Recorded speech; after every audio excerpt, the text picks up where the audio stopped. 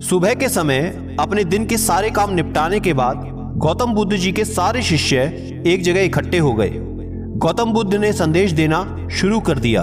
उन्होंने कहा, आज मैं तुमको एक ऐसे इंसान की कथा सुनाता हूं जिसके पास सब कुछ था लेकिन फिर भी वो दुखी था।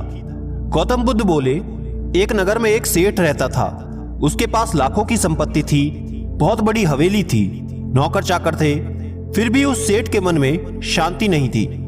किसी ने उस सेठ को बताया कि इस नगर के बाहर एक साधु महात्मा रहते हैं। वे लोगों को एक ऐसी सिद्धि प्रदान करते हैं जिससे लोगों को मनचाही वस्तुएं मिल जाती हैं।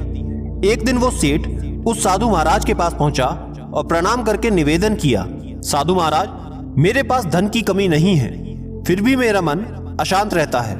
आप कोई एक ऐसा उपाय बताएं जिससे मेरा मन शांत हो जाए। सेठ ने सोचा कि साधु बाबा उसको कोई तावीज देंगे या फिर कुछ कर देंगे जिससे उसकी इच्छा पूरी हो जाएगी और उसका मन हमेशा के लिए शांत हो जाएगा।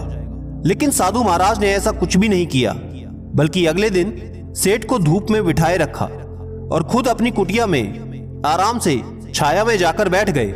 गर्मी के दिन थे, सेठ का बुरा हाल हो गया। उसको बहुत गुस्सा आ रहा था, लेकिन उसने खुद को किसी तरीके से शांत रखा। दूसरे दिन साधु महात्मा ने कहा, आज तुम्हें दिन भर खाना नहीं मिलेगा। भूख के मारे दिन भर सेठ के पेट में चूहे कूदते रहे, लेकिन अन्न का एक भी दाना उसके पेट में नहीं गया।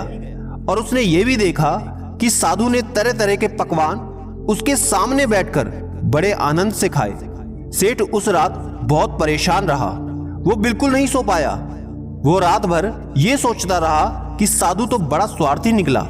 तीसरे दिन सवेरा होते ही उसने अपना बिस्तर संभाला और चलने के लिए तैयार हो गया।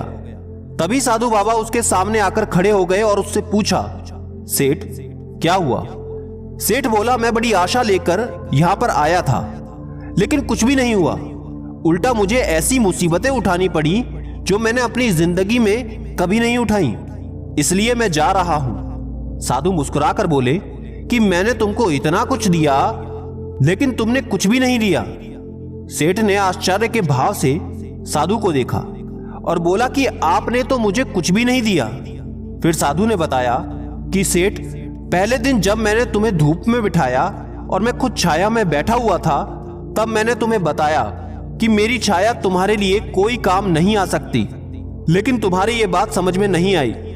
फिर मैंने अगले दिन तुम्हें भूखा रखा और खुद बहुत अच्छी तरह भोजन खाया। उससे मैंने तुम्हें यह समझाया कि मेरे खा लेने से तुम्हारा पेट नहीं भर सकता। सेठ, याद रखो, तुम्हें मेरी साधना से सिद्धि नहीं मिलेगी। तुमने अपना धन खुद की मेहनत से कमाया है और शांति भी तुम्हें अपने पुरुषार्थ, साधना और अपनी मेहनत से ही मिलेगी। सेठ की आंखें खुल गईं और अब उसे अपनी मंजिल तक पहुंचने का रास्ता मिल गया था।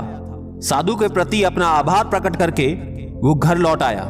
इसलिए दोस्तों, बाहर की शांति की बजाय आंतरिक शांति ढूंढने की कोशिश कीजिए, आपको सफलता जरूर मिलेगी। जय हिंद।